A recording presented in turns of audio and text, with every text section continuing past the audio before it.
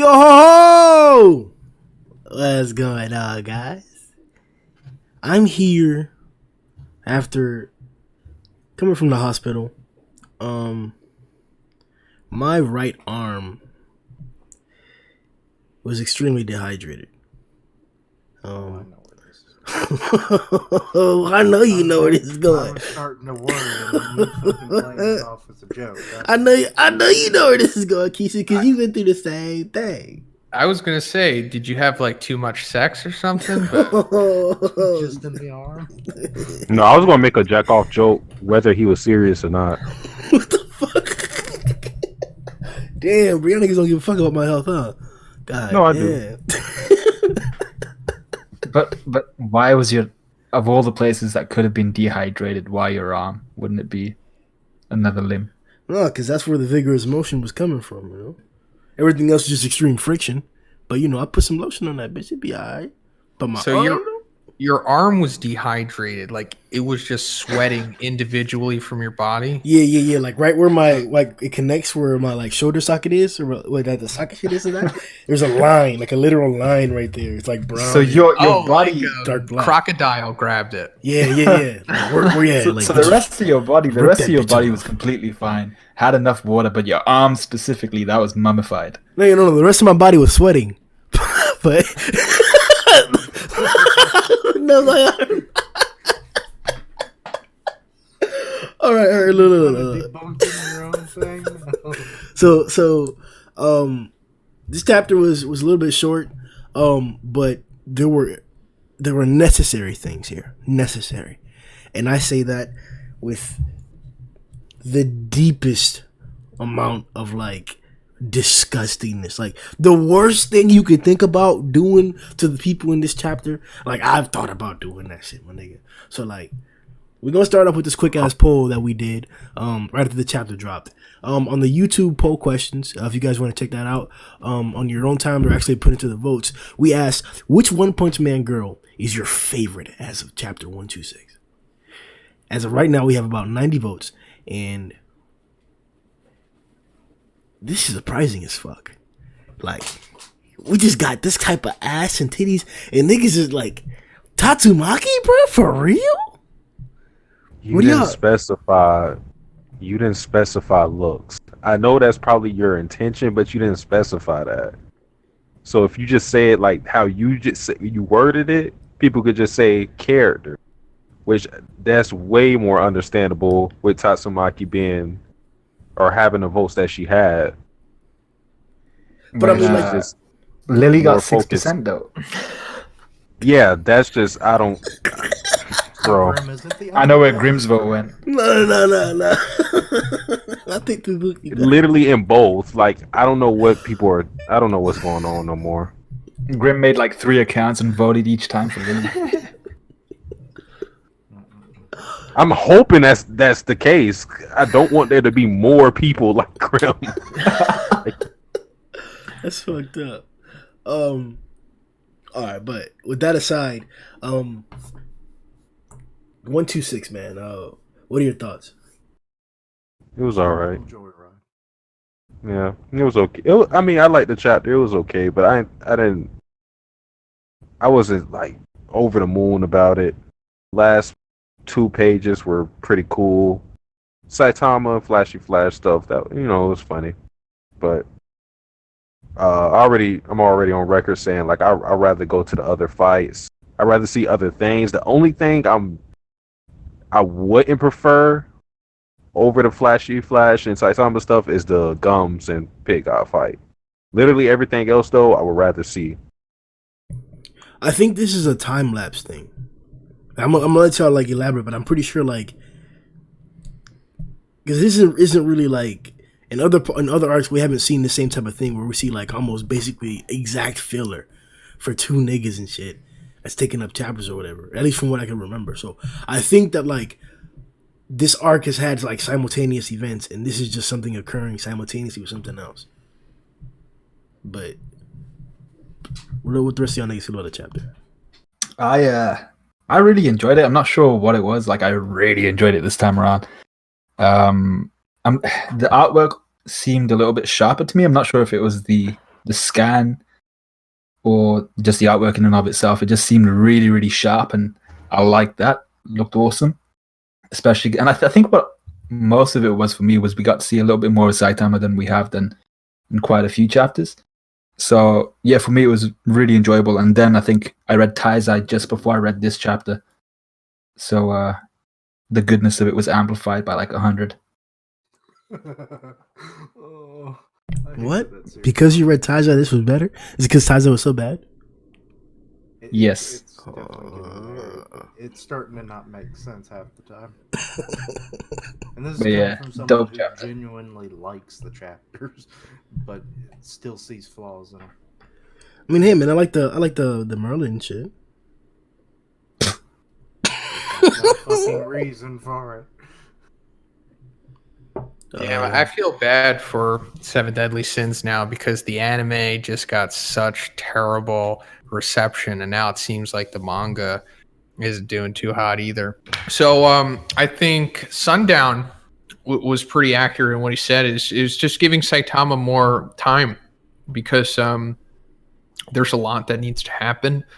And, you know, Saitama can only do so much. He's like benched because he's just too powerful. Same thing with Flashy Flash. So we want to give them a little bit more spotlight, you know, just because it's probably not going to come for a little bit after this point.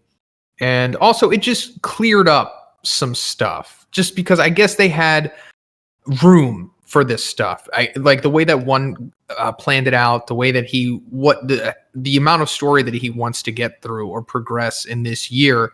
He saw that, okay, I have as much time in this little increment to flesh out this. So I'll just use this now before we get into the chaos of everything. And what I'm talking about is like the Saitama time, developing him and his relationship with Flash, but then also the architecture and the development of the Monster Association with the ants and stuff. And I'm sure we'll talk about that soon, but that's actually kind of important. Literal fucking gold diggers they are. So the architecture of the facility is going to be essential to the storyline? It's not essential. It's just bolstering it. Oh, so there's no like webcomic like reference to that, right? Or anything like that? No, not at all. Oh, okay. There's more reason for it now. Remember how I've been asking that question? It's like, what the hell is up with all this infrastructure? Now we kind of know. Well, I mean, the Monster Association base has almost been like another character and shit. Like it's been involved with like every single fight. It's been affected by everything, and people are like interacting with the different like pieces that other people have interacted with. So it's like you're kind of like seeing the story like stuck together through the actual architecture of the base and like the destruction of the base and shit. Like the whole Flashy fight and Child Emperor fight. Those fights are connected to the fact that like they both were over the same lake and shit, had the same bridge and shit like that. So like I could see why the base would be important to like keep the continuity intact.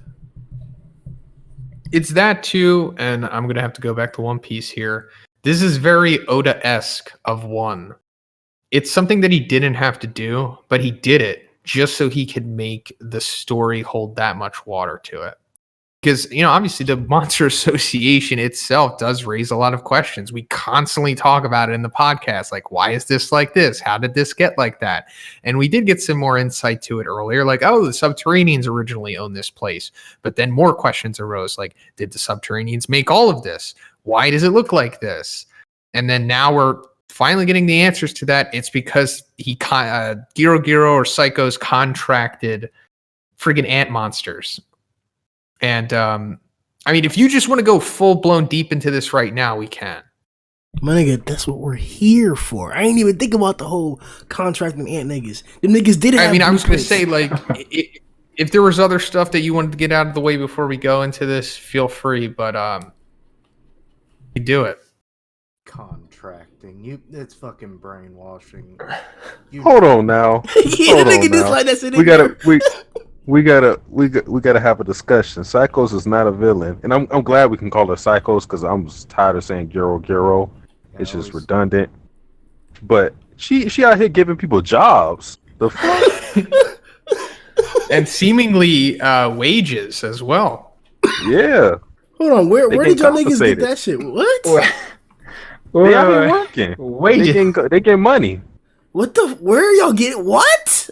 I'm assuming this gold and rubies is being siphoned.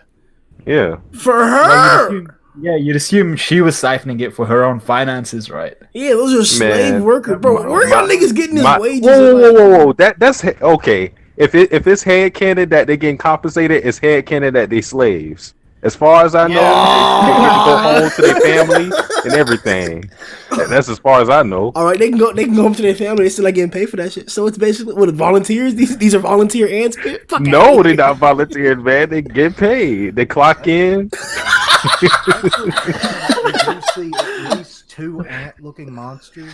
What if they've actually been there for a long time and she just organized them in a more modern way of doing this underground like construction? And it's like, hey, if you do it this way, you'll be more efficient for your colony. Bro, wasn't it you that was calling out her fucking? Like, also, if you don't want this like shiny like pebbles and shit, it's like I'll take them. Bro, look at just look at the one ant. He has look at the gear they have. They look clean. They look so clean. They don't look like slaves. They look under so regulations, clean. huh? Yeah. Everything up to code. They safe. They're like the only 2 we see like that, because there's another bug monster that looks just like a bug monster. No, he's just the gold guy. This is my gold. Look at it. I'm taking this one for myself. Maybe it's a symbiotic relationship. Like they get food or something like that. Hello. Sundown just got shut down. Somebody said no. They're slaves. What the government doesn't want you to know. I say, bro. They even got. Go ahead. That's just the thing. It's like, so let's say that they are getting paid, which I would like to assume that they are. What are they doing with it? Like, they're monsters. I have no listen. I have no idea. This is unrelated, but this is the same problem I have with someone like Kakuzu from Naruto. Like, he was so obsessed with money. I'm like, y'all are trying to take over the world. What the fuck are you going to do with the money? It becomes irrelevant. Before he became part of a world conquering organization anyway.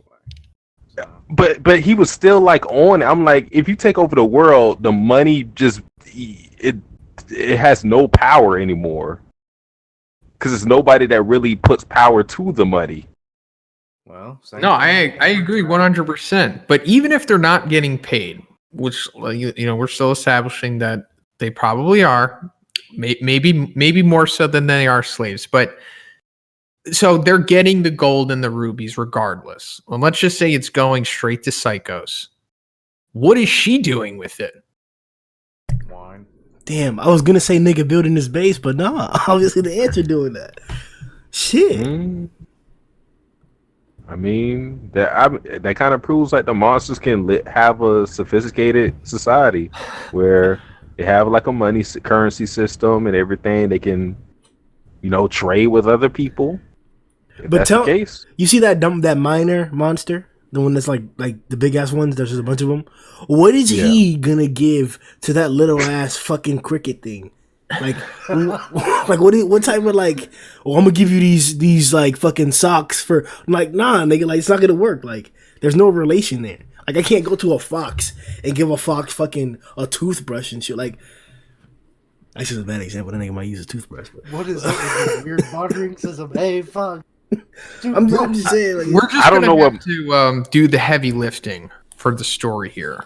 And also we'll just say that not all monsters are created equal. There are obviously ones that can become humans.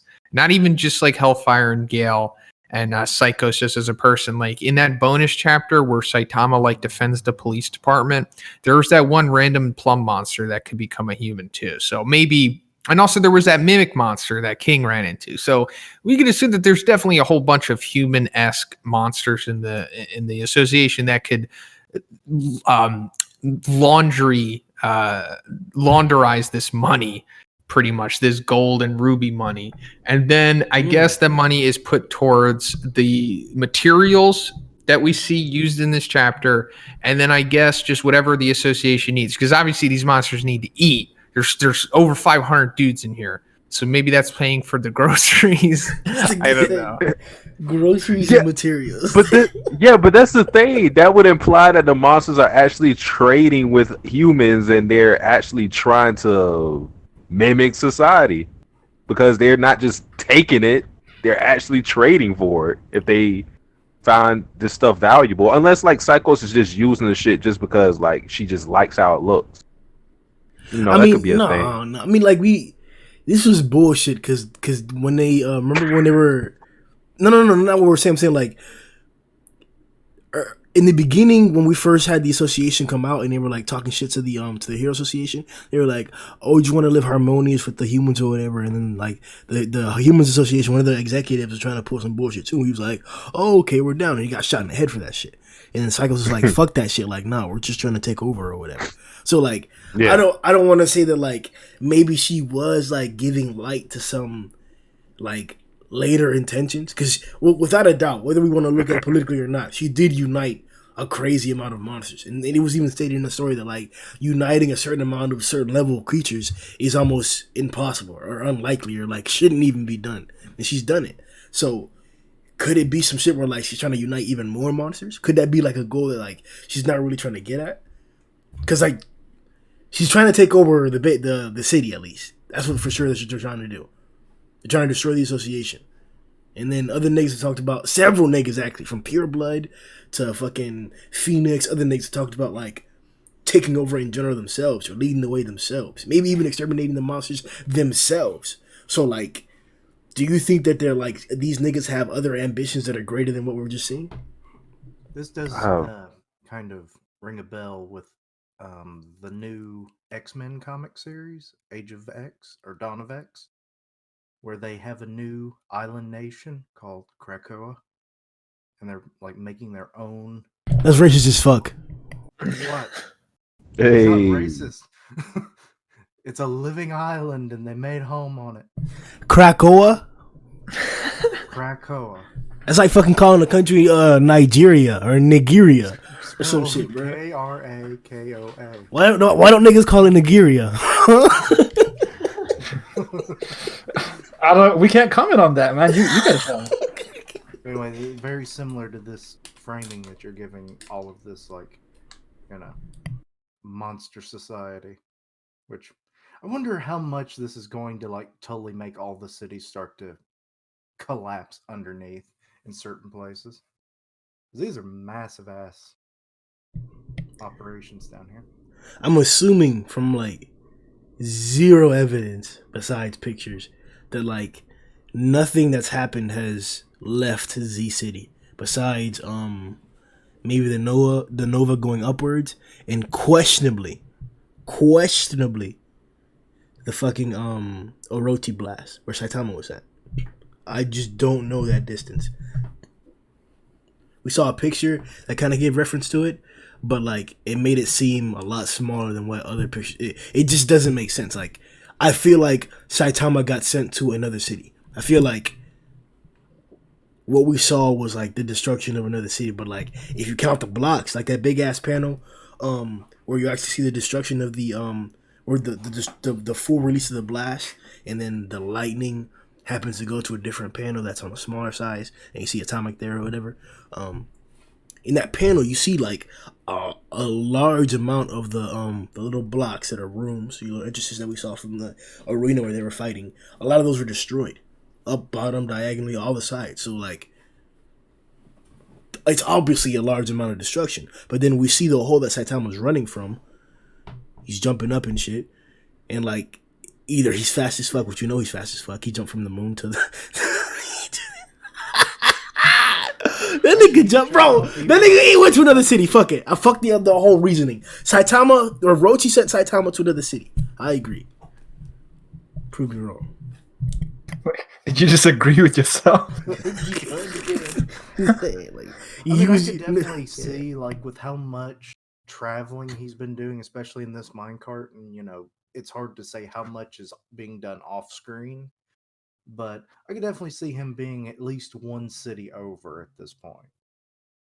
Just further getting in further and further away from the actual fighting so he doesn't ruin everything by like one-shotting everything he sees.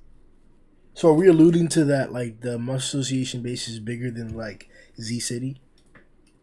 Yeah. Atomic got sent to another city. Yo, shut the fuck up, bro. He got sent to L City, bro. He got smoked by Blackstone. Fight still It was another continues. dimension. Like, bro, Thank you very much. when She Monster threatens to kill Flashy and take him to heaven, I don't have much respect for him, right, bro? His name is Mike, damn it. Whatever, bro. Toilet Monster. We gotta get a name for him. He's my favorite monster. Really? That nigga's funny as fuck, bro. I still got Armored Gorilla up there. No. The ants aren't your favorite.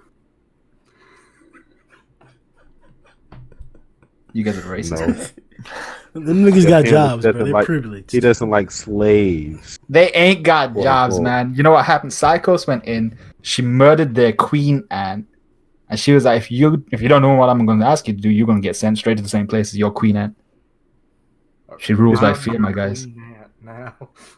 Is it that bad to be a slave to Psychos? I'm just asking. Real quick. Did y'all see that? Did y'all see that? That Psychos edit with Garo? Oh yeah, yep. I see it now. Perfect. Who was that? Oh, that was Vib. Oh, come on, man. It was him.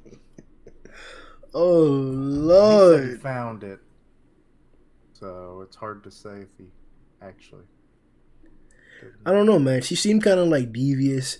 She sent Rhino Wrestler to his doom and shit. Whenever some like monsters came back to report like the failing, she was like, "Why are you back then? You should have died." And then she killed them. Like, what if like you come fast one day?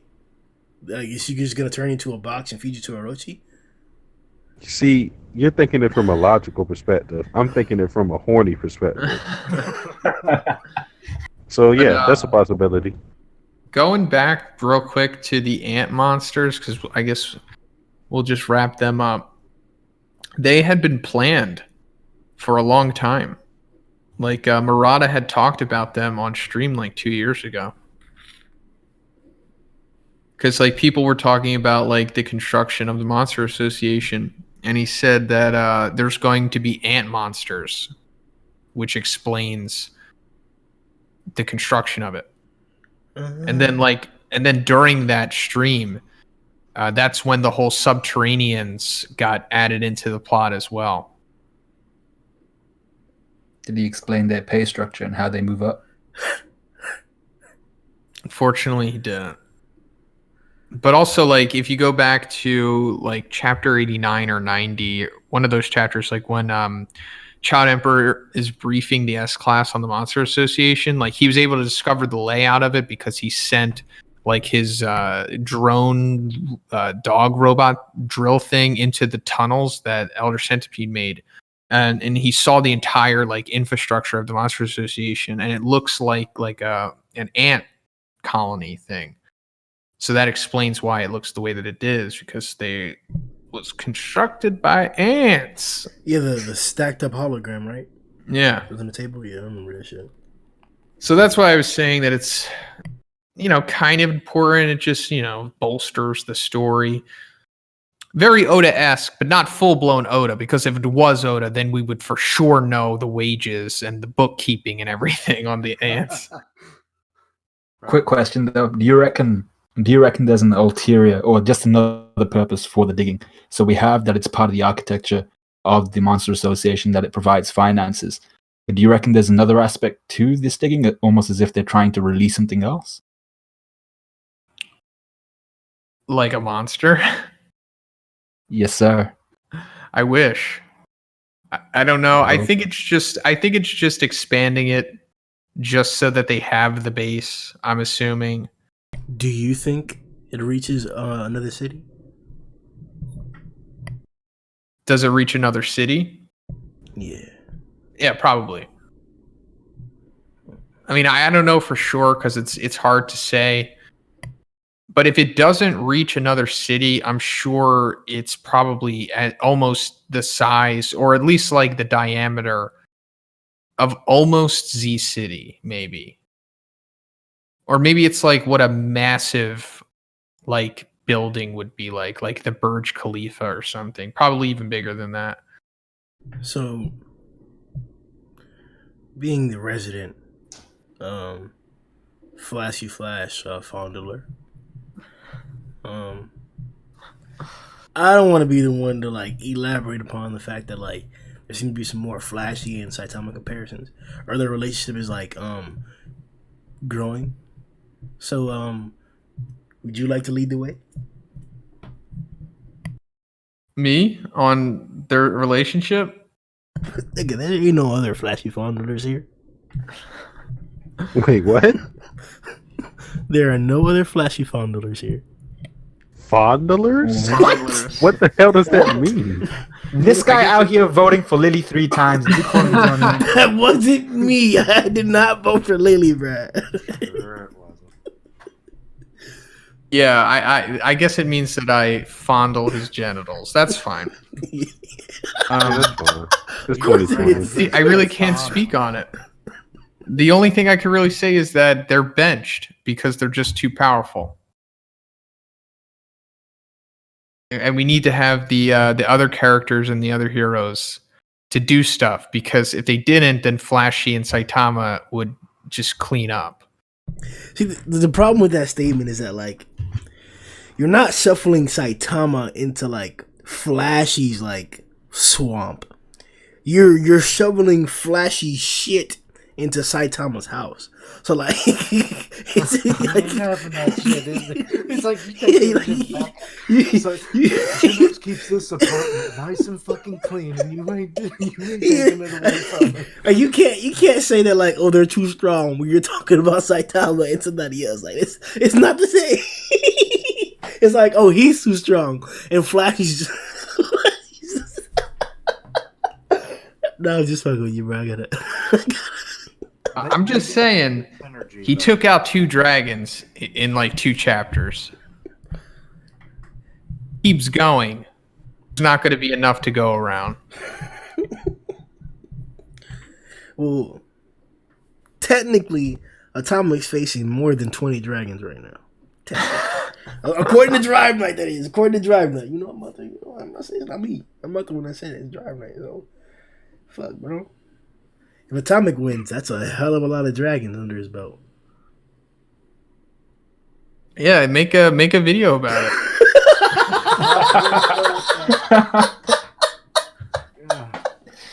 You guys think that like the truth about Saitama will like spread from Flashy a little bit, or no? No. Well, if you say a little, maybe. Stronger than what his rank is right now, but I don't think people will really want to realize the full extent of his powers. Like I said, like my live reaction, even Geno still doesn't know how strong Saitama is, and the biggest example is when he said like the whole entire S class would need to jump this nigga. He would need to goddamn he would have to damn, I forget his name right now. Goketsu. Yeah, Goketsu. They would need to jump Goketsu to win. Like that was like the biggest, telltale that Geno still doesn't realize how strong Saitama really is. But yeah, I think Flash is like, oh, he's stronger than I thought. I definitely underestimated him. But I don't think people are really going to think that he's S-class worthy still. I mean, do you think like, because that's a really good example. Like I didn't like take that into account, but the Goketsu thing is definitely an example that clarifies that. Do you think Bang sees Saitama differently than that? Like, do you think Bang sees like Saitama is stronger than what Geno sees him, or like weaker, or like, do we have a moment defining that? I think Bang knows that Saitama is stronger than him, but it's weird because like Bang isn't someone who is going to advertise how strong Saitama is. He's someone who's just going to keep it under the wraps. He's going to take the information with him to the grave. And not like he's trying to keep it a secret. It's just that he's No not reason to the tell. type to brag It's just about that it. He's getting too old, and you think you're going to die any minute now, don't you? I don't know. I just know. But I mean, like, is killing Elder Centipede the strongest thing that he's seen Saitama do, or is the meteor? Like, which is more impressive, the meteor or this, or the? Oh, I would think Elder Centipede. Really? Yeah. He's harder 'Cause, than like, any Earth Rock. He didn't. I think after Bang and Bomb did their attack, I mean, I don't know if we got any like any dialogue from him, but I think after that failed, he was thinking like it was over. No, that's when he took his shirt off when he was like, "All right, I'm about to try to like do some suicide shit." Yeah, and then when that shit failed, I don't think for Saitama to pull up and just to beat him with one punch like that. I think that's more impressive than the meteor. Oh no, bro. What y'all niggas think? Like, who do you guys think is closest to knowing Saitama's real power? Genos, Bang, or Flashy? I think definitely Bang. I think Bang knows that no one can beat him. Should King be in that mix too, or no? Because King's only seen the Elder Centipede. Oh no, King absolutely knows for sure. Oh yeah, because King knows like the monsters that he happened to beat was from Saitama. So yeah, I think King might be the closest one to know his real strength. But none of those monsters were like as strong as EC, so that's what I'm like saying. Like, or none of those events Yeah, were but- like. Yeah, but I'm saying in addition to EC, I'm not saying it's the monsters alone that he beat, but it's in addition to EC. He sees the track record. No, I Yeah. mean there's a lot more that King has seen that we haven't seen. Like King says that it's happened numerous times, and you see like a bunch of other monsters just shown that we don't see Saitama take out. But aside from the unknowns, like King watched him one punch friggin' Beefcake and Vaccine Man.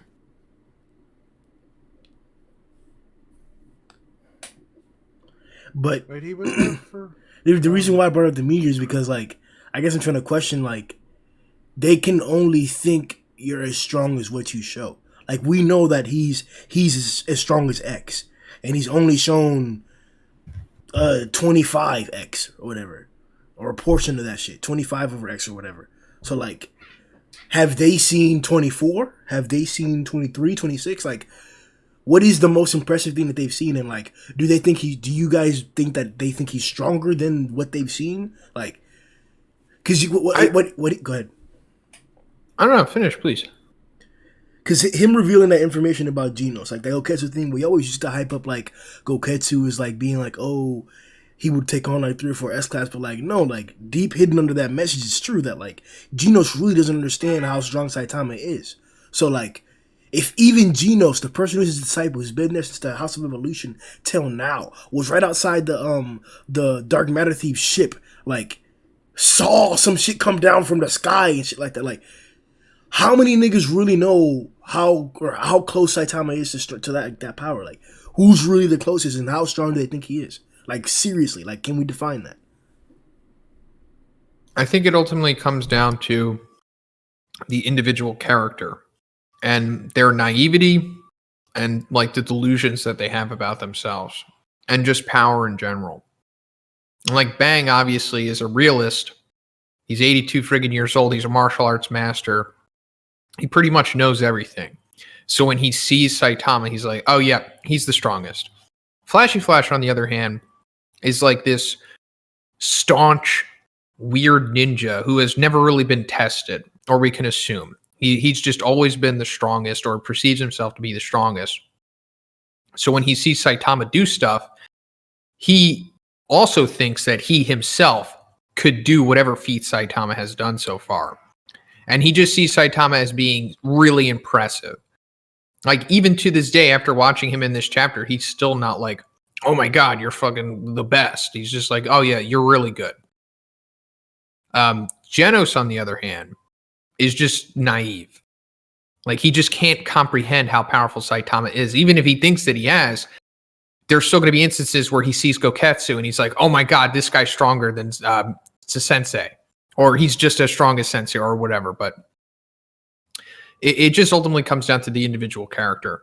Like, it doesn't matter what Saitama's feats are, unless he just, I don't know, defeats Blast or something. Then he'll convince everybody that obviously he's the one above all for sure. But you know, like as long as Saitama's feats are something that other S-class heroes think they could do, they're not really going to understand the truth about him. Even if he defeated Blast, I feel like people would still make up some bullshit like, "Oh, Blast must be washed up." Yeah, you're absolutely right.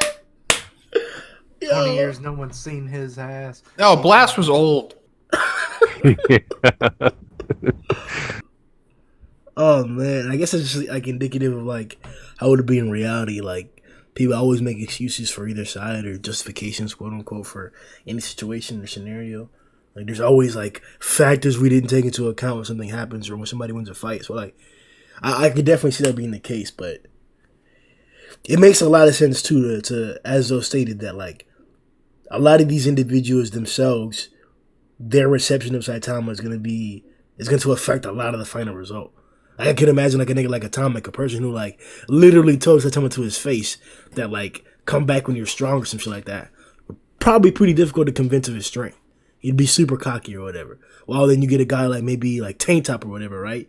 Who's not very like aggressive with his demeanor, yet he's like, you know, he's an imposing figure and shit. You know, you can tell that nigga, he's leading the whole Tank Top army, man. Like, that's Tank Top. I can see Tank Top realizing Saitama's power pretty quickly. He was like an acceptable ass nigga. So that makes a lot of sense. But I think we can still agree that like all of these factors hold weight. Like, the greatness of the feat, I can agree that it's not 100% of what matters now, but it's still probably like, you know, 49% compared to, you know, all the other different factors and shit. Like, like this nigga's strong as fuck, and I want to know how strong he is too, bruh. Like, we still, like, we don't even fucking know that shit. And to see these niggas, like, underestimating his casual shit, it's like... Also, another thing is that no one saw him fight Boros. So that really plays a big part. Yeah. It's like what Grimm was saying, like, we don't know how strong Saitama is. We just give him the benefit of the doubt in any fight he's in, because he's overwhelmed pretty much everyone he's fought, and we know that he's not showing off his full strength yet because he's still expressing the boredom he has in the fight. So we don't know how strong he is. No one knows how strong he is, and I doubt anybody's going to give him the benefit of the doubt like we do until we get into the tail end of the series. Well, that's the thing. Genos does. And I think Bank's starting to do that, or like he pretty much is assured that. I think King has put his life in his hands enough. Like, he trusted him enough with the whole EC thing. So like, there's a few niggas who can do that. But like, is that enough? I feel like that should be enough. Like, if a character, like, for them to express like, oh, fine. But then, fuck, bro, to look at that same exact thing, like, look at Tario. Like, what if you're just so helpless that like you expect anybody to get anything done? Like, you expect the random neighbor to fucking save you from a meteor that's coming down. Like, it could be... Damn, bruh. The spectrum of helplessness matters in that respect. Yeah. Also, oh, please, go ahead. Oh, I was going to say, I just feel like it's one of those situations where people have to see it for themselves. Because take someone like Bomb, we know how strong he is. He's never really gotten the recognition, despite being on par with Bane. He's just like chilling. He's just doing his own thing, and he's a martial artist, so it's not like he's just in the woods just training all day, and no one literally knows. They don't know who he is. It's just people don't get to see his strength showcase. So I think it's got to be a situation where Saitama has to beat monsters in the public eye, and I don't know. Because even when he did that with Deep Sea King, that asshole came out of nowhere and was like, Eh, he was probably weak. Yeah, that guy is like, every YouTube person in the comments. So Thomas just tracked him down and scared him shitless. You like this house? Well, boom. And then But also like Fubuki, she saw Saitama in action, saw his insane feats, saw him defeat Sonic via side steps and side hops, and still said that a My Mask was stronger than him. Ridiculous. The nigga who's on the ground get come on. Yeah, So it's going to take a lot for Saitama to really establish himself to everyone in this world. I feel like it's just his rank, really, because I feel like a lot of these people really haven't even seen the other S-Class members do anything, but because they got that rank, they kind of just give them the benefit of the doubt. And they're like, okay, they must be strong to get up here. So I think other S-Class heroes haven't like shown them how strong they are to other people. They just live off their reputation. That is true too. And it's also implied that like pretty much no one has met Blast. Yeah. So he'd been living off that reputation for a long time. I mean, low key, fuck that nigga Blast, bro. I'm really starting to resent him. Like, I even come to the storyline and shit.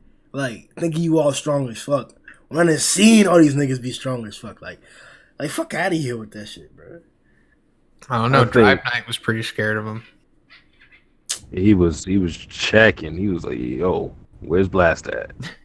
I have to see a serious justification for Blast not showing up, because that whole Boros threat. I mean, like, you thought everybody was going to be cool after that? Because unless he knows who Saitama is, like, why would you just assume like, oh yeah, it'll be good after Boros? Like, he just is watching the news, is like, oh, they'll be good.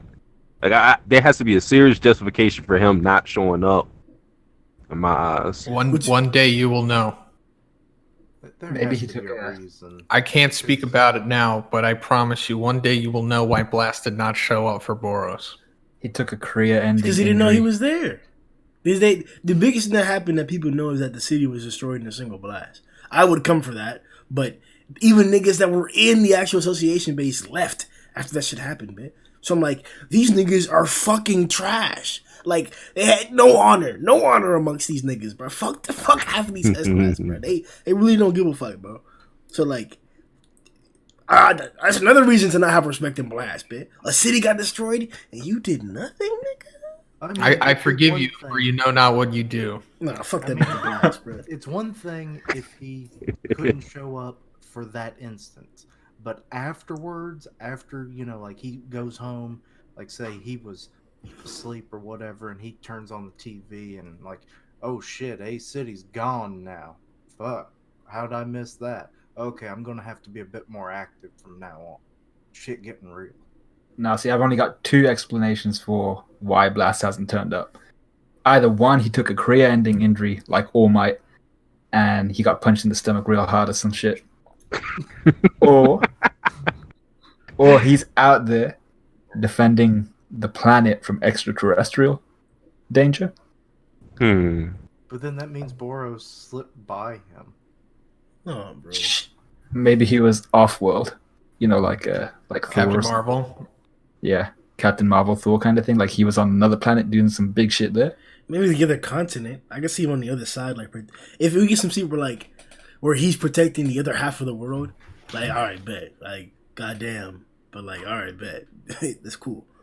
But like, I don't really see some planetary shit. Like, because remember, them niggas. Not only did the meteor come that was gonna fucking level an entire fucking city by itself, but aliens came. Man. That's two threats from outer space. Like, not even Metal Knight has defenses up there and shit. All we know is that Child has a satellite up there and shit. So, like, honestly, space defenses doesn't seem like a thing. This guy defending galaxies, man. He ain't got time for one alien invasion. Would it be hilarious if he was on the other side of the world? Because like Saitama can jump from the moon to the earth in like nothing. So what would Blast be able to do? You know, like 3 hops and then he's back on the other side or something shit? No, he can reverse the polarity of the Earth. And he could make it come to him. Jesus Christ. Stop. We're going back to yesterday. Damn it, I missed my show. Yeah. Watch. I'm watching. You think I'm a flashy flash and a drive night stan? I'm really a blast stan. Oh no. Bro, we specifically used the word fondler.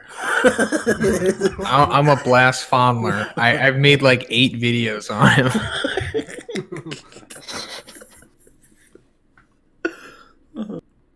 You want to get into Psykos' power?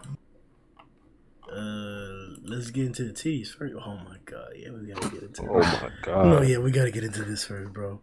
Alright, so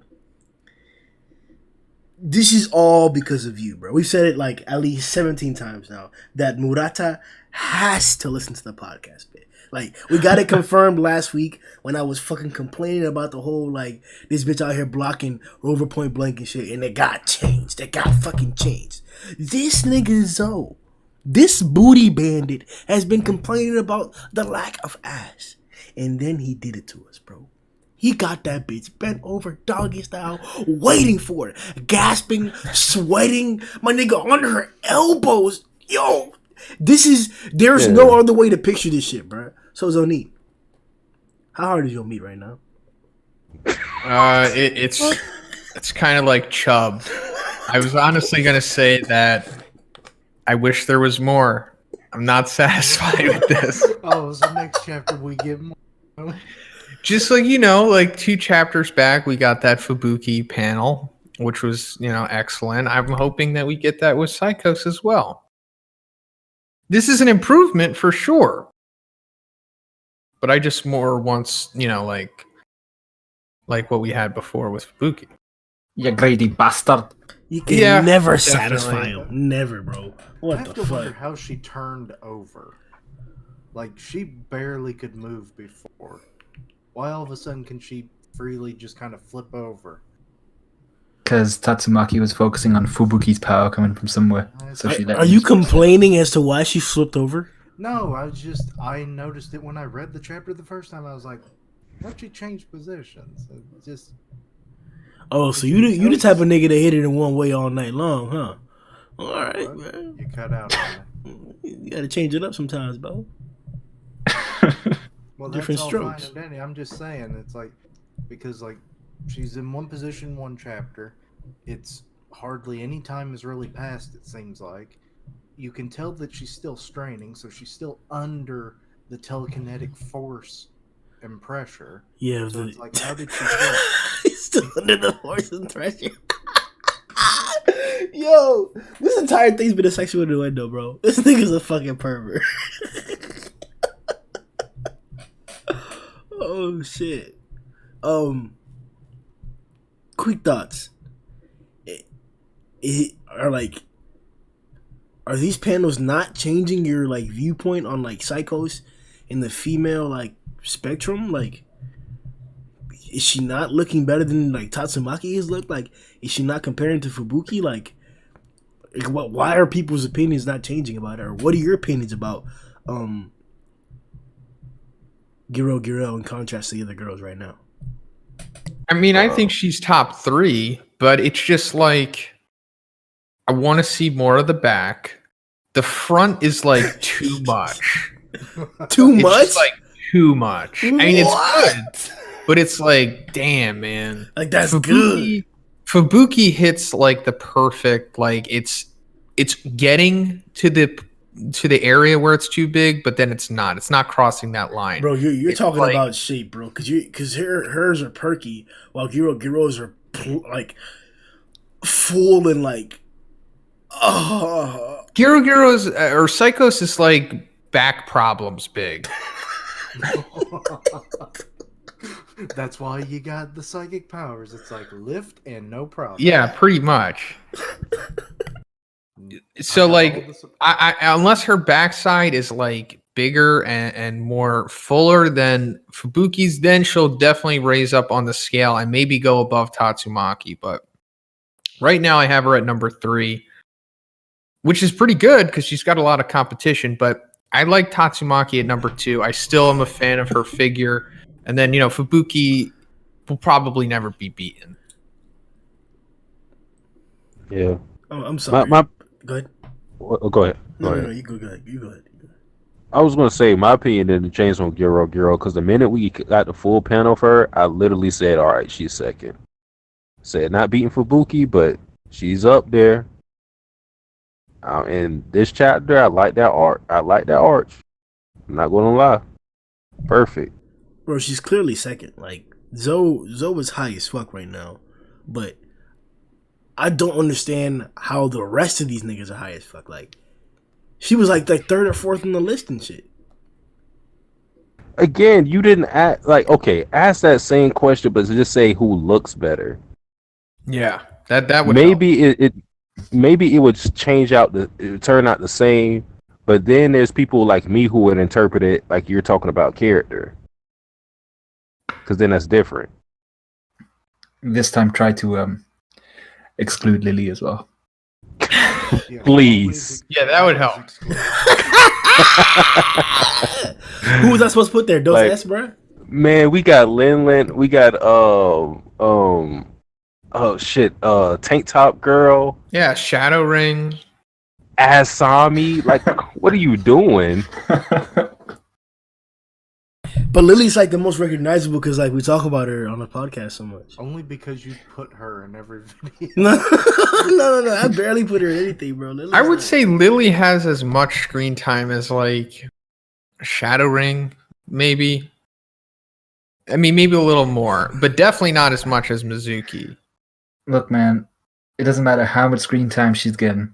She's underage. And we do not support that. How much prison time you getting? That's why I asked who's your favorite, not who would you rather like pump Will or not. It's not the same thing. Well, now change it. Again, keep her out of it. Yeah. Problem solved. All right. Full version 2.0. Although, all right, I'm going to try to take some of the heat off of Grimm here. Murata did draw Lily in a very precarious pose. Oh, yeah. When was this? When was this? When with the last 3 volumes that he's made, he drew like all the girls. Okay. Oh yeah, like that. Yeah, Lily was one of them. Yeah, for sure. I like how Grimm's like, oh, what are you talking about? I've never heard of this. Oh no, I got the picture right now. On his wall, he's got like an A3 size picture of Lily. It's above the bed and everything. I remember that. Oh shit, that's worse than the one I was remembering. Now, also, we have to remember that things are different in Japan with ages and girls and stuff like that. Definitely not the same as it is over here. So Murata, along with most of the other mangakas, are justified in their depictions of these females. Oh, actually, wait a sec. What's the age of consent in the US? I mean, it varies from state to state, but I think like the average is like 17. If you type in age of consent in Google, it says age of consent, state, and minimum age of victim. So type, go ahead. No, the thing is about that whole age of consent thing in China, it's not exactly that. It's 13. No. Look, listen. Because that's what I was going to talk about.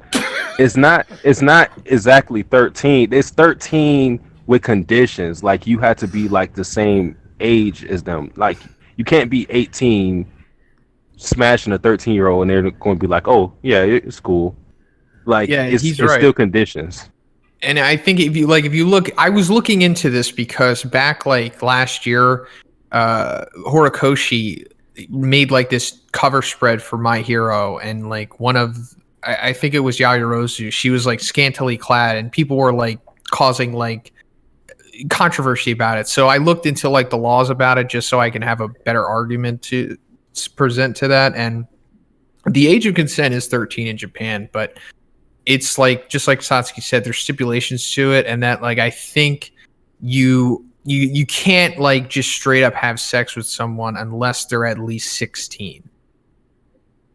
At least in Japan. Yeah, it's something. Yeah, bro. I'm trying to look it up too, but like, no, you're right. They're like, damn, bro. I mean, no, man, that's about right. Yeah, it's good. No, I mean, of course, it still brings up the questionable morality of drawing these young girls the way that they are, but like I said, Japan is a different place. Yeah, facts. Like I didn't draw Lily like that. You would if you could. It's not my fault she looked like. Oh shit. So on to this liquid power up. That's boosted. Written on the bottom. Yeah, big facts. It's got Yu-Gi-Oh letters written on it. What? So how strong is Giro now? Or excuse me, Psykos. What is your impression in general about Psykos? What is your impression of the serum getting her to this point, of the serum in general? What is your impression of the last few pages of this chapter? So Giro, we have like a few feats. I'm talking about Giro like the monster form that we saw. We have a few feats on it, and it was definitely established to be a dragon already. I think chapter 92 is when we got that reveal.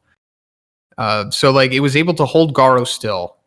You know, the pretty powerful Garo. He was already a dragon at that point, but not for very long. And also that goes into Garo being broken, and he was able to come out of it and adapt and whatnot. But still pretty impressive feat. Also, it's implied that she was able to like restrain the evil natural water and stuff him into that glass box. Because, you know, like even Giro had trouble with this thing. So we can assume that that's how it got in the box. So that's pretty powerful. And then we have the force lightning thing that it was able to do, which kind of impressed Tatsumaki. And then the 300 times gravity, crazy Dragon Ball Z shit that she was able to do to her. So Giro was pretty powerful. Like, you know, low, mid-dragon, somewhere around there. And now that Psykos has drank this elixir, this Esper juice, whatever it is, and claims that Giro can't begin to compare with her right now. I mean, I guess she's like a high dragon. Something like that. I mean, I guess she's kind of has to be, considering that like where we're going into the arc right now, and if what she says is true, and she is going to try to solo Tatsumaki, she has to be at least a high dragon to be able to begin to go down that path. I could definitely see that, but like, is there some type of like psychological thing going on because of like her phrasing there? Like, does she think that she's a different person now? Like, is this the elixir like fucking with her head? Is this like a persona that she like restrains personally? Like, did it just power herself up? Like, why is she speaking like that? I think she's trying to show you, like, distinguish between the character that you knew as Giro and now this true puppet puller, the one behind the strings, Psykos. Like, they're two different characters, but because this is like who she truly is. And as where Giro was just her puppet, it was like a persona that she had to convince the other monsters that she was one of them. And also her power was limited because she had to, you know, use conduits to go to it and whatnot. But now we can assume that she was probably stronger when she doesn't have to rely on using that as like a controller. And then she has the juice buff here. So I think this dialogue is just saying that, like, okay, so you know who Giro was, right? Okay, well now me, in this, my true form, Psykos, I'm way more powerful than that. Yeah, I agree with that. Basically, Giro being the meat puppet and Psykos being the human. So I guess it's kind of like gotta go back to one. No, never mind. That's not a good analogy. I was gonna say Cracker using his biscuit soldiers, but the biscuit soldiers were like his main power. So never mind. Yeah, and that was more of a direct like armor around himself. So Well, it's like Doflamingo and his string puppets. Yeah. Doflamingo that himself. string puppet was strong as shit. And people were like, "Yeah, we killed him." And it's like, "Oh fuck, that was just a puppet." I have so many gripes with Daffy and Dressrosa. We can make a whole podcast dedicated to it. Tune in later, boys. String too strong. Not this one. I was gonna say, with this whole Psychos drinking the elixir, I think it's going to be a spike in power, a real great spike in power, because of us getting that whole tagline of like reinforcing that she's a dragon. Like we already knew that before. We had this tagline where we already established that Guro was a dragon, but the fact that we got it again this time with Psychos, I'm expecting her to have a huge increase in power. So, like Shona said, like High Dragon, I could see it happening. Do I think she's going to beat Tatsumaki? Still no. I still think what I've been saying, where she's going to have to take Fubuki hostage, is going to have to come into play, because I don't think she still has enough firepower to beat Tatsumaki. I do think Tatsumaki is going to have to use more of her power, and it's going to be more of a struggle for her. But I think in the end, Tatsumaki is still going to have the edge until I see otherwise. But as far as this whole like Psychos being like a different persona or whatever, I kind of think of it like Toby and Obito a little bit. Not to that degree, because there's like a huge discrepancy between their personalities, because Toby was really goofy and Obito is a lot more serious. But it's just like you're getting the real Psychos this time. It's not some meat puppet that you're fighting. It's her herself. And she's getting a lot more personal.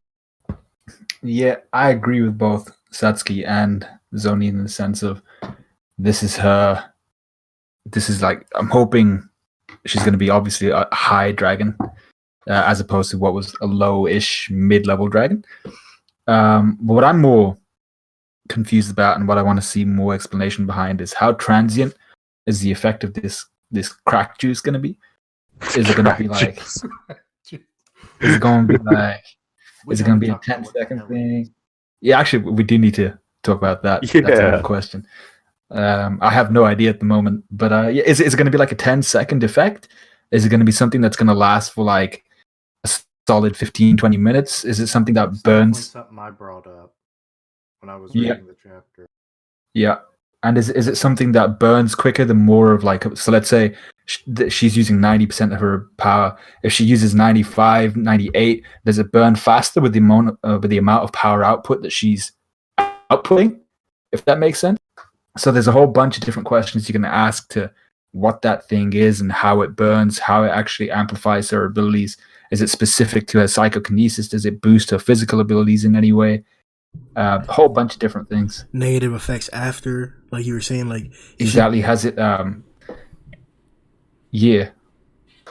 There's a lot to think about.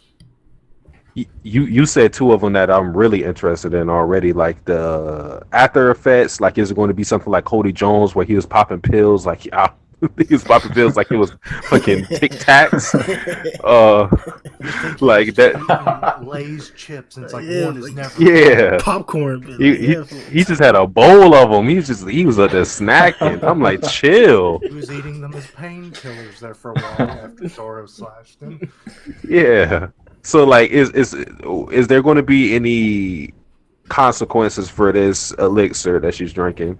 Is it specific to her? Because this goes into another question. Is it specific to her psychic powers? Because I want to know if somebody else could take it. Because that would be something important. If there is more of this, which we don't know. Well, she does bring up, like, she says, I do have an idea of how long do you have any idea for how long I've planned for this day? And presumably this elixir might have some part in that, like it's like maybe a backup plan or something. I don't know. That's kind of, still Yeah. not as clear. I would feel But- like it'd be more prominent though if it was like gonna be like a huge cog in the plan, or a huge backup cog in the plan. Like I said, it's still not as defined because we basically just learned about it.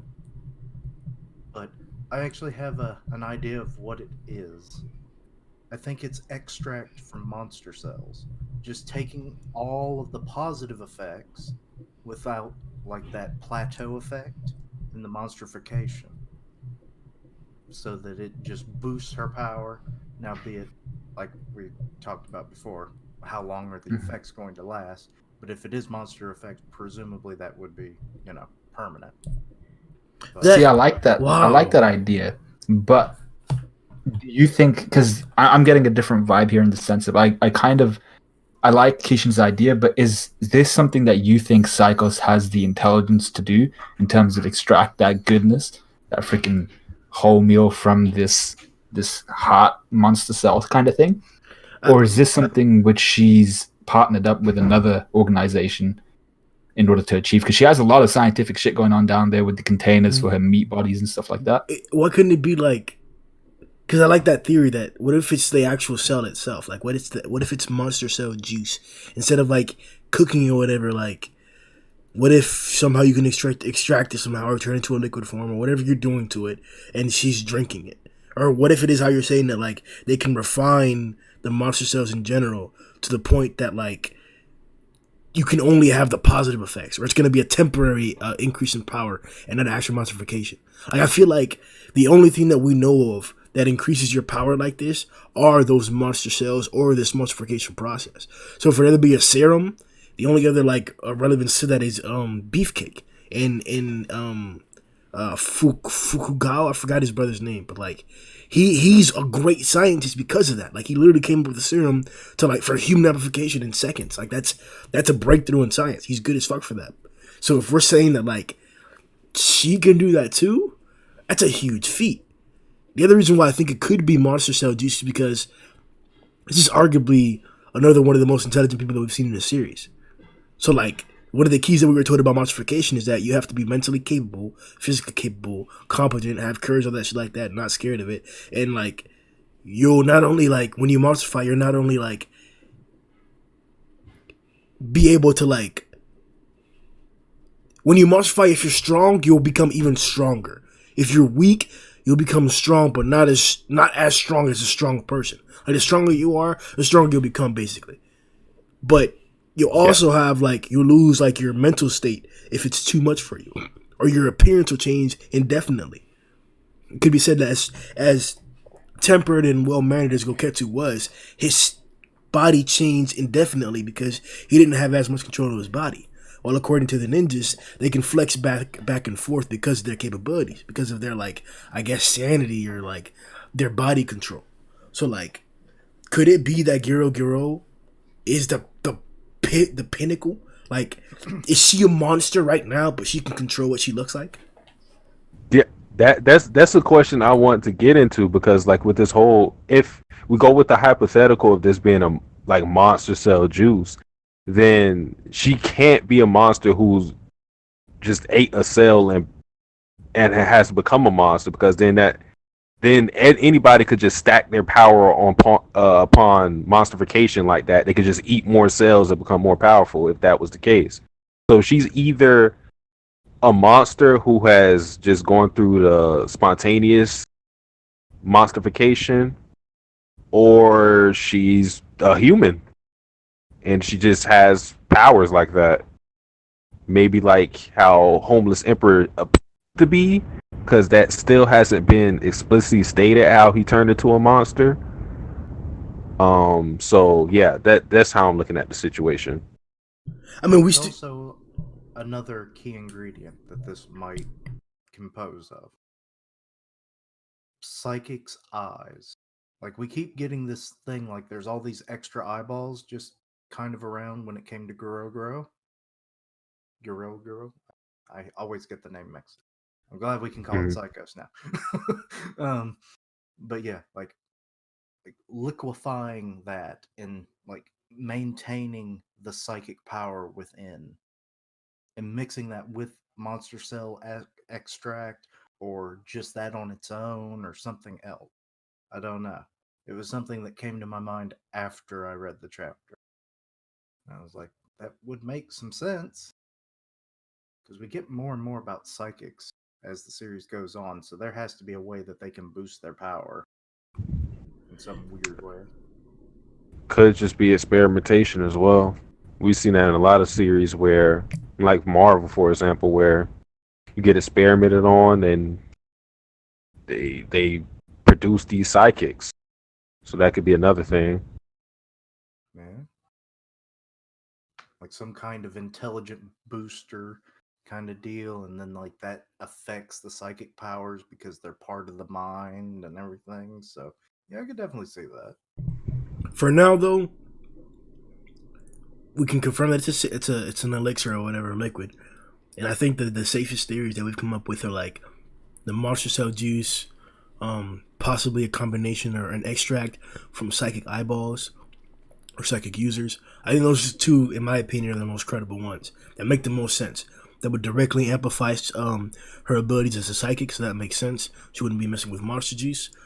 Or I think the monster cell thing, because it's the only other thing that's like boosted up powers in terms of biologically that you're drinking shit. You know, besides the serum. That... Well, there is one other way that powers have been boosted, right?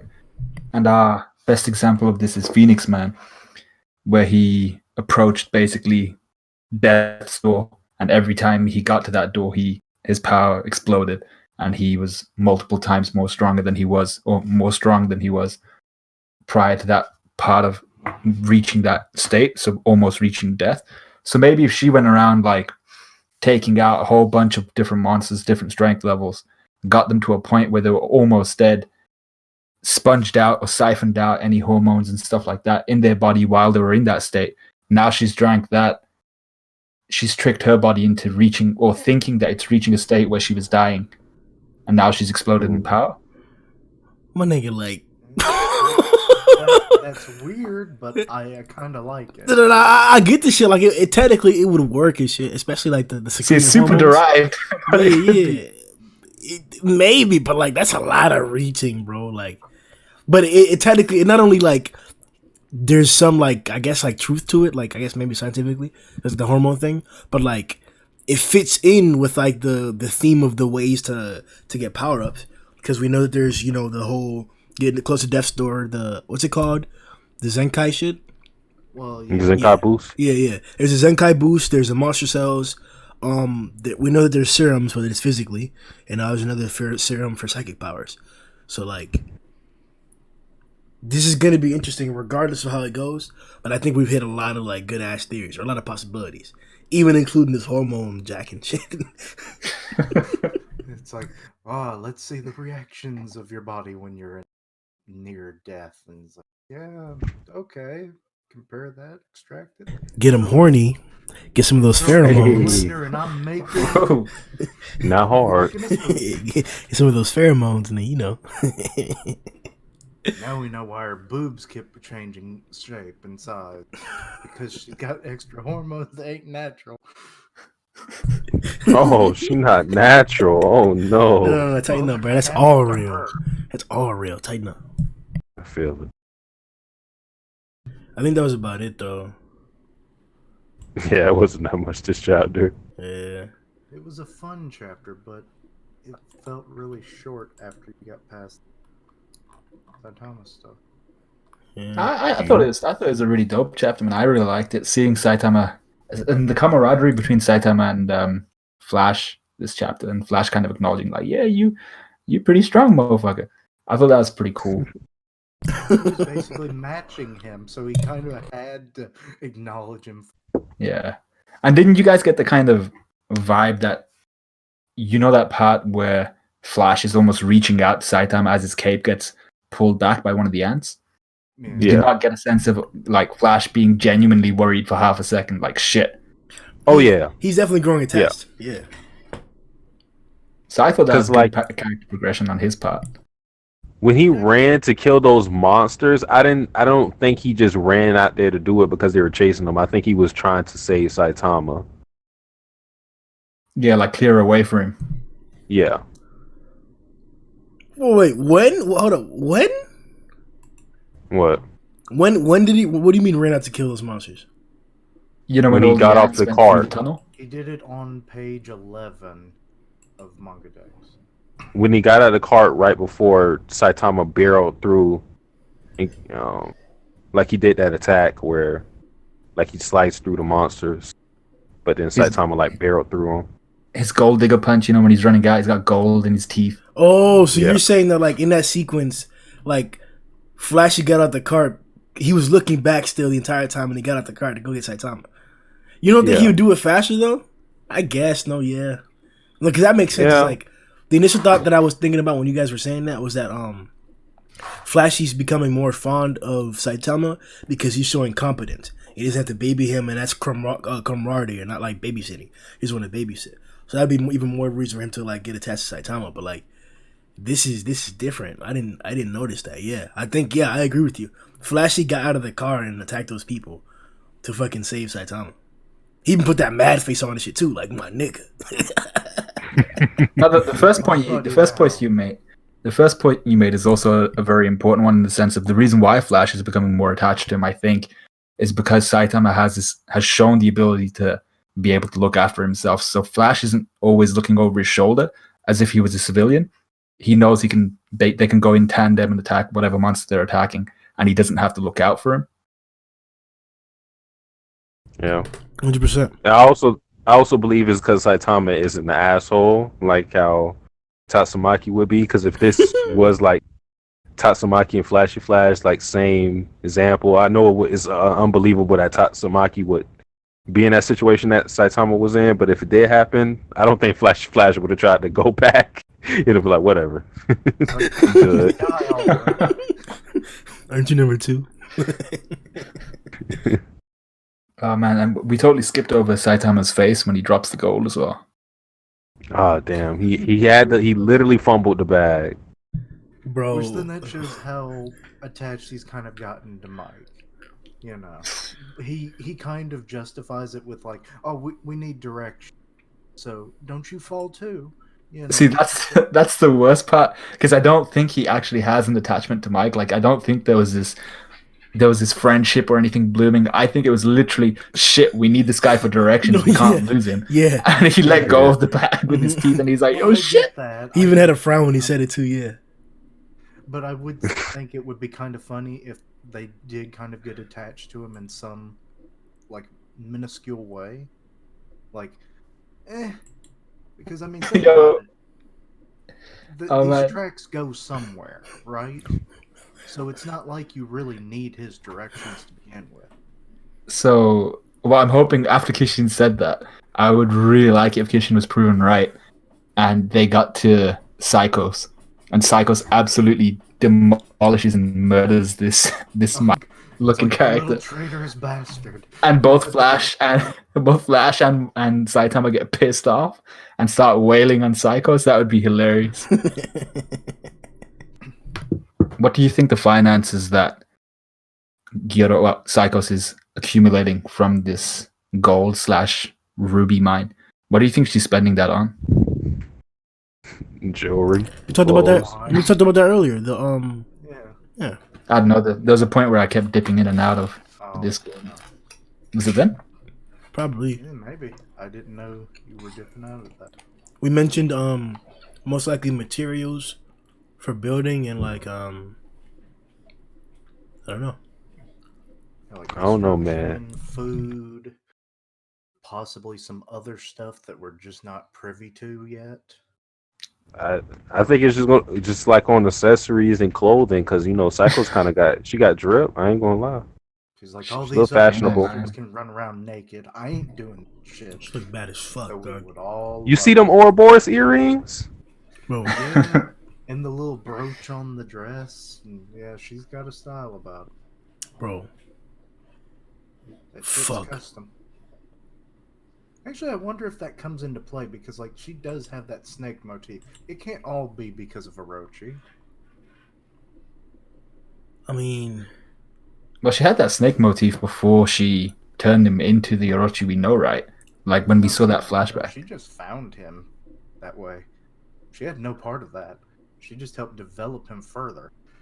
So, like, I wonder if that's going to come into play for something she does. Maybe she transforms at some point. fuck that Gorgon eye shit. She had big titties, but that bitch was ugly. Hey, Medusa had some boobs. A lot of heads for sucking too. Medusa's my favorite character in Soul Eater. So I'm with it. See, that's cool. That's cool. But all I heard is Grimm saying more heads for sucking, was it? And I was like, Yeah. I'm not sure if you want those other ones. Yeah, Kinda. They got them fangs and possibly venom. No. Afro Man. All right. Who did the position on all fours better? Atomic Samurai getting clapped by Black Sperm or Psycho? Yo, what the fuck, bro? Oh. Fuck, man. They can't lie. Atomic did toot that ass up. Yo, shut the fuck up, bro. Toot that ass up. Bro, she's literally tooting that ass up, bro. No. You know what's funny? It's like the age of tooting your ass up. Because Odin was, I didn't read the chapter, but apparently he was shaking his ass too for some coin. I'm like, whoa. I'm like, what the f is going on? Odin was tooting that ass. That's what I heard. Hey, no spoilers here, boys. No spoilers here. Please keep it contained. I ain't gonna lie, know. I haven't read the last two One Piece chapters. Oh, Man, I have to lead into my reaction tomorrow with tooting that ass. Is Odin doing it? I don't know yet. It's just what I hear. I don't know. I didn't read it, but I'm gonna go with Psychos just because I'm a straight male, so I would prefer to see Psychos on all fours rather than Atomic. That's it. Yeah, I'm sure Grimm would say otherwise. No. I would definitely prefer to see Psychos and all fours rather than Atomic. 100%. 100%. Riddle me this: who has a larger cup size, Fubuki or Psychos, and whose assets are more pronounced?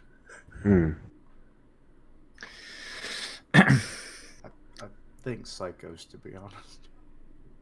I definitely say that Psychos' boobs are like fuller, but they're still perky. But they're like grown womanful. Like they were like a huge size, and she's still fitting big. Like she like they're just like fuck, bro. I don't know how to describe it.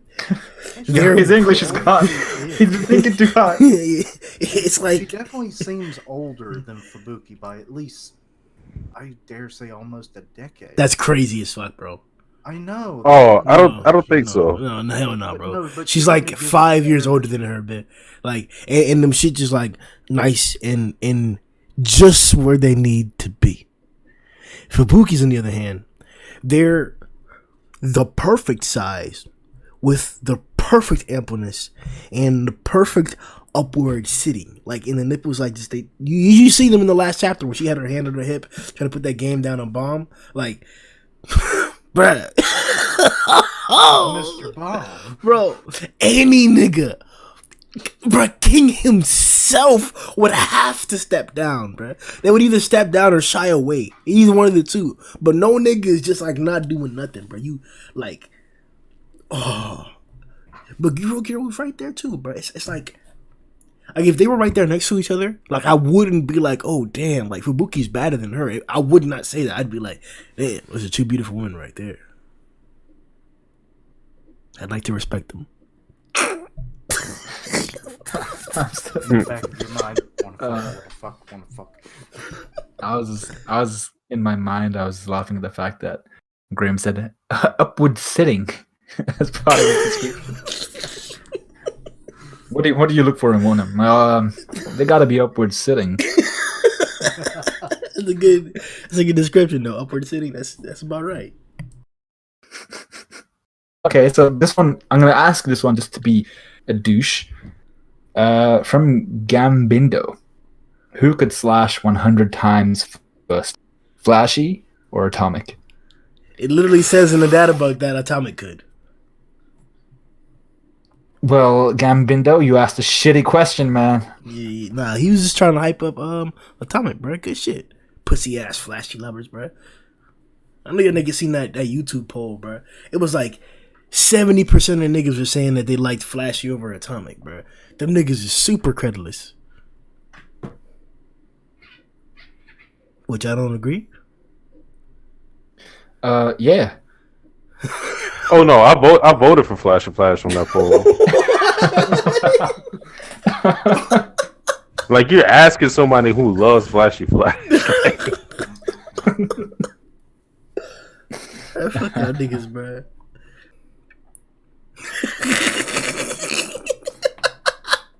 Greek ass. Will Garou versus Darkseid happen in 2021 or 2022? Oh, you cut out. You cut out. I think I know what question he's reading. Yeah. Will Garou versus Darkseid happen in 2021 or 2022?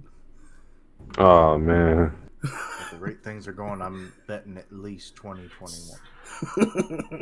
I feel like after we get past the Saitama and Flashy Flash stuff, we have to get into other things. I think the more damning question is like, who is Genos going to fight, and when is he going to fight? Because kind of everyone's busy right now, unless someone would fail, which that would be horrible. Don't I'm say with it. Don't say it. Darkseid about to get clapped. Tell him twice. Oh hell! Atomic Chan, Atomic Chan, I come here to save you. Fuck out of here, bro. Genos will get clapped, bro, in seconds. I mean, I don't think he got anything for Blastburn. Nobody but Atomic do, my nigga.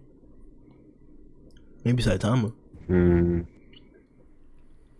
I mean, So tell me, I don't know how that fight gonna go. Finding out who he is. It's like, wait, your name is what? Touching that. Glad I wear a glove. No. Bardock says, "Do you guys want the characters to acknowledge Saitama's true strength? Also, do you want them to know the truth about King?" Nah. Yes to the first, maybe not to the second. No to the first, at least not immediately. Because I feel like this is something we had to work towards. It's like asking if I want Naruto to become Hokage after the second after Shippuden, like immediately after Shippuden started. Like I feel like it has to be a process for all that to happen. So yeah, sure, it's frustrating seeing how people just make excuses for Saitama not being as strong as he is presented to be. But I feel like that's just something we had to work towards. So I don't want to see him get acknowledged. Not now. You're the story, maybe, huh? Yeah. But the King thing, damn man, I don't ever want King to be exposed as a fraud. Ever as a fraud? What's that? His whole character would be gone. I hate to say it. It would be so heartbreaking. Maybe like it would just have to be so subtle. It would have to be subtle. Like people would have to start to realize, like, oh, he's not doing what we thought he was doing. It can't just be some shit where someone's just walking in like, hey, yo, King Fate, this nigga, he's not strong at all, and like he just get exposed.